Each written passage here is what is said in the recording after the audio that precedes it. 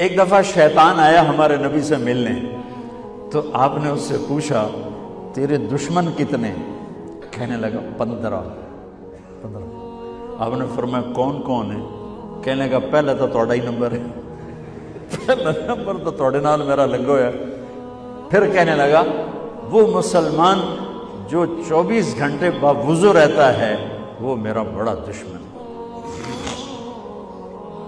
جو باوضو رہتا ہے اور باوضو سوتا ہے، ایک فرشتہ اس کے لیے بندگی کا ثواب لکھتا رہتا ہے۔ خیر واپس آتا ہوں، میرے نبی نے فرمایا 4 باتیں لے لو اور دنیا بھی تمہاری آخر، ساری PIA زندہ ہو جائے گی، ساری اکانومی زندہ ہو جائے گی، ساری معیشت زندہ ہو جائے گی۔ 5 بھی نہیں، ایک انگلی بھی آپ نے نیچے کر دی، کہ یہ بس اتنی لے لو۔ حفظ و امانت، صدق حدیث، حسن خلیقت، عفت فی تہمت۔ کیا خوبصورت!